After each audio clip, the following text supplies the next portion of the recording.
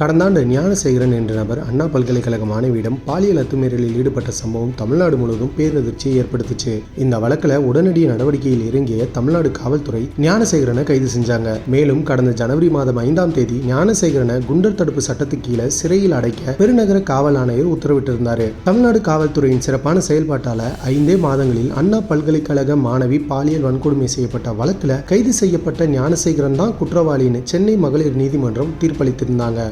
அது மட்டும் இல்லாமல் அவர் மீது சாட்டப்பட்ட அனைத்து குற்றச்சாட்டுகளும் நிரூபணமானதாக நீதிபதி எம். ராஜலட்சுமி குறிப்பிட்டிருக்காங்க. இந்த நிலையில தான் அந்த வழக்கின் குற்றவாளி ஞானசேகரனுக்கு கொடுக்கப்பட்டுள்ள தண்டனை விவரம் இன்னைக்கு வெளியாகியிருக்கு. அதுல 30 ஆண்டுகளுக்கும் குறையாத ஆயுள் தண்டனை அறிவிக்கப்பட்டிருக்கு. மேலும் சிறையில் ஞானசேகரனுக்கு எந்த சலுகையும் வழங்கப்படக்கூடாது, நன்னடத்தை காரணமா வெளியே வர இயலாது என்ற நிபந்தனைகளோட ரூபாய் 90,000 அபராதமும் விதிக்கப்பட்டிருக்கு. திமுக அரசோட இந்த அதிரடி நடவடிக்கையை பொறுத்துக்க முடியாத அதிமுகவின் திடீர் தலைமை எடப்பாடி பழனிசாமி இந்த தீர்ப்பு நீதிமன்றம் தலையீட்டினால கிடைத்த வெற்றி அப்படி இப்படின்னு பொய் சொல்லி மக்களை திசை திருப்ப பார்த்தாரு. ஆனா மக்களோ திமுக அரசோட இந்த நடவடிக்கையை பெரிதும் பாராட்டி எதிர்க்கட்சிகளின் பொய் பிரச்சாரங்களுக்கு தரமான பதிலடி கொடுத்திருக்காங்க. இந்த சமயத்துல அதிமுகவின் திடீர் தலைமை எடப்பாடி பழனிசாமிக்கு ஒரு விஷயத்தை நல்லா புரிய வைக்க வேண்டியிருக்கு. 6 ஆண்டுகளுக்கு முன்னாடி தமிழ்நாட்டையே அதிர்ச்சிக்குள்ளாக்கிய விவகாரம் தான் பொள்ளாச்சி பாலியல் வன்கொடுமை வழக்கு.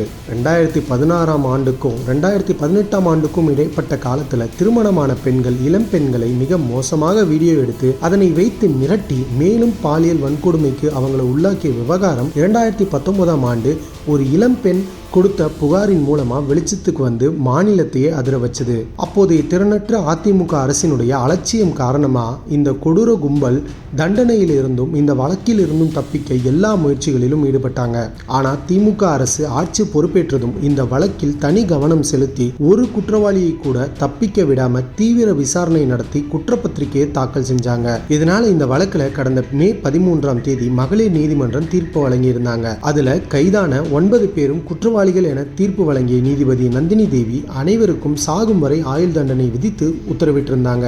இப்படி பெண்கள் சம்பந்தப்பட்ட பாலியல் வன்கொடுமை வழக்குகள்ல தனி கவனம் செலுத்தி அவர்களுக்கு உரிய நீதியை பெற்றுக் கொடுத்த திமுக அரசை நோக்கி கொஞ்சம் கூட கூச்சமே இல்லாம கேள்விகளை எழுப்ப எப்படிதான் இந்த அதிமுக திடீர் தலைமை எடப்பாடி பழனிசாமிக்கு வாய் வருதோ? இதெல்லாம் பேசுறதுக்கு முன்னாடி உங்களுடைய ஆட்சி காலத்தின் அவலங்களை கொஞ்சம் கூட யோசிச்சு பார்க்க மாட்டீங்களா? இதெல்லாம் உங்களுக்கு தேவைதானா எடப்பாடி பழனிசாமி?